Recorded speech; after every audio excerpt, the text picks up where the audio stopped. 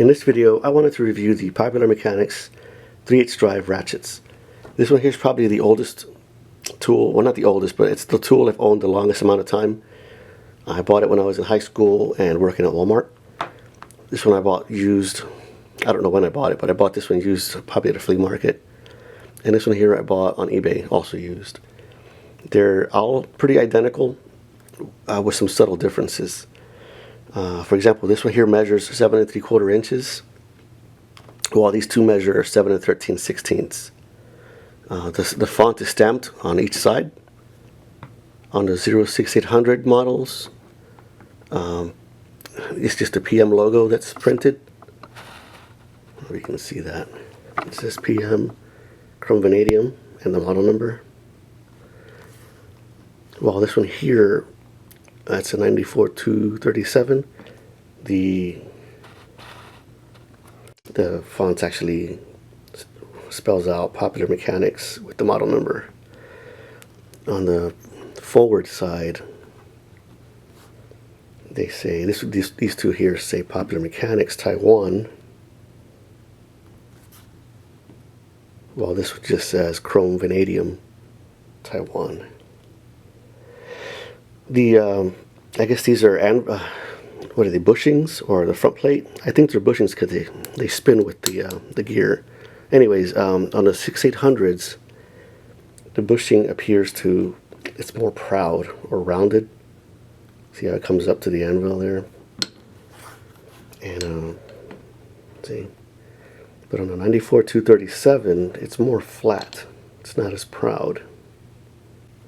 They're of a single pawl design, and you can tell that by turning the gear and the selector moves. It's like the old Craftsman style ratchets. The switches themselves are large and high profile, which can be, it's good for ease of use, but they can get caught on things and reverse themselves. The backlash. The backlash from this one is very light. I wonder if it's a product improvement because of the model number being 06800A, while this one says just a 06800. Maybe it's a first generation. Because if you look at this, where'd my socket go? The backlash on my first one that I bought is it's insanely high. It almost goes to 45 degrees before the weight of the ratchet brings it down. But the 6800A is butter smooth. It just, I don't think it leaves the vertical. Well, it does, but it's a lot quieter, a lot smoother. I wonder if it's even 25 tooth. And 94-237, it's not bad. Wait a minute. Oh yeah, that's why.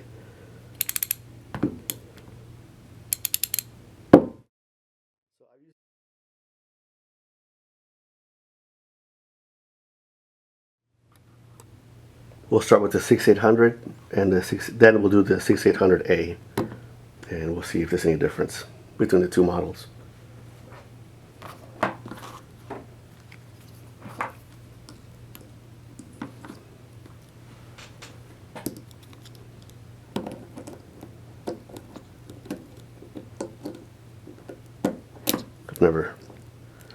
Let's see, I don't do this very often.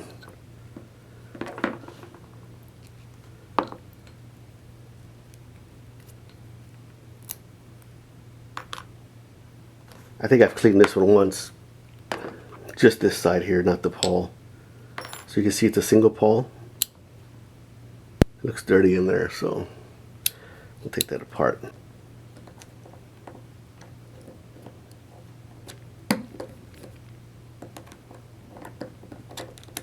Come on.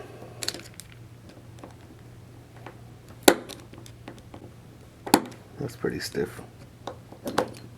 Damn it. You can see the batwing style pawl and the detent, ball detent in there. It's pretty dirty.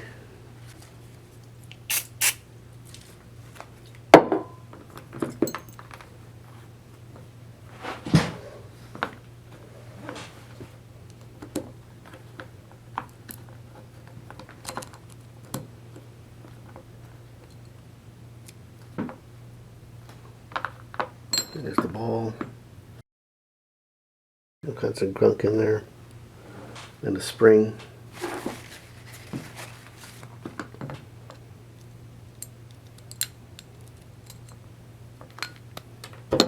Crap. Okay, so I found the spring. They say to, when you do this, to disassemble these inside of a plastic bag or a Ziploc, so when stuff goes flying, you don't lose it.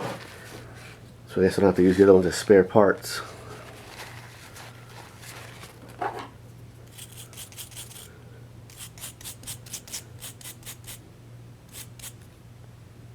It's only got like one groove on each side for that pawl.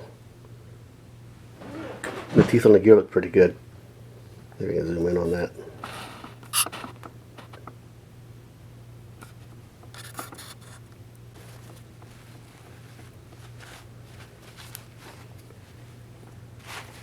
Alright, here's for the hard part. Get that ball and spring back in and reassembled.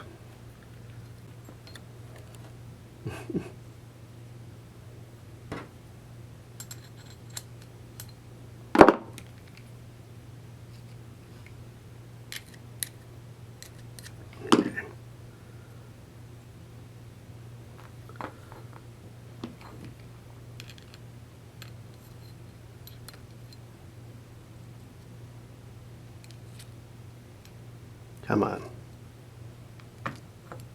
Here we go. Now I don't remember. Okay, this faces the back.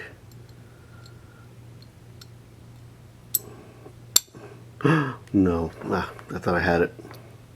Thought I had it.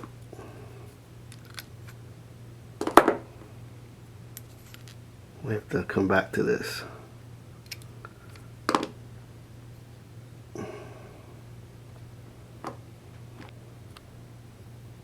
Okay, I think I figured it out. I rotated the pawl 180 degrees, and it seems like the ball will fit in the detent now. And what I'll do, I haven't tried it yet, but what I'll do is I'll turn it. And try to keep it in the slot. Come on. Yeah, yeah, it worked. Oh, you may not have seen that, but you put the ball in there and you push it down with a fine screwdriver and you turn the pawl. You might be able to see this one.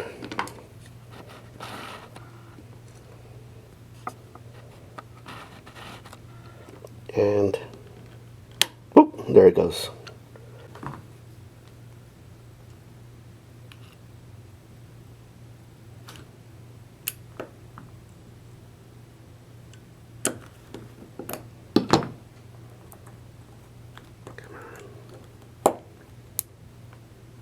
Is it in? Ha, it's in.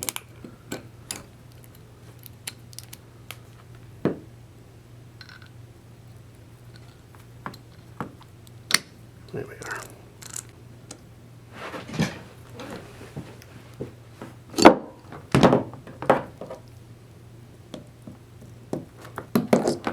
Oh, almost. Come on. There we go. No.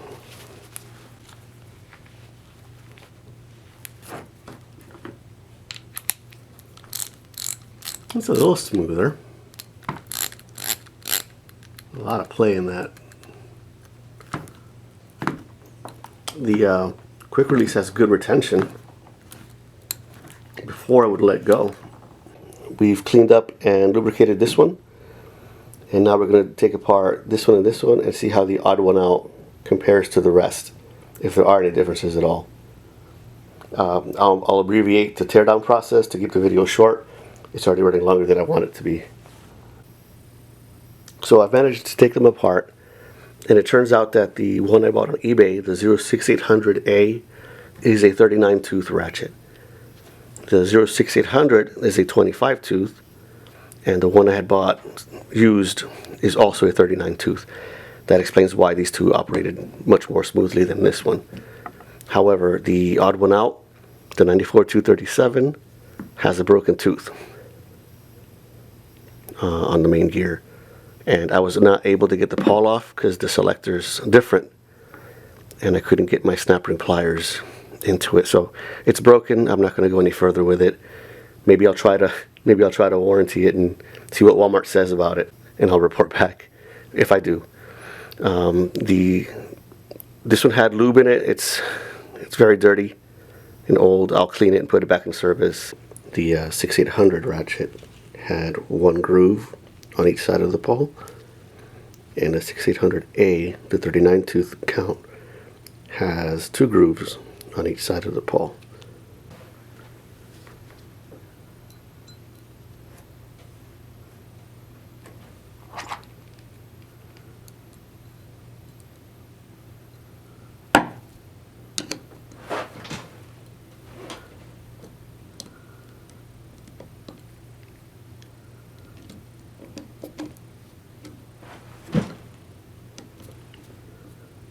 Oops.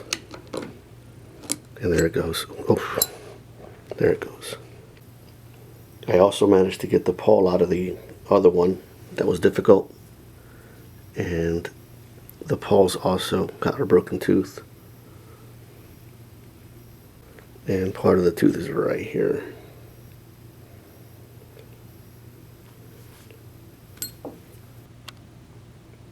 So there you have it. They're all reassembled, cleaned, lubricated, and back in service. I hope you enjoyed the video. I hope you found it informative or at least entertaining. Send me a like and maybe subscribe. I'd appreciate it. Thanks for watching.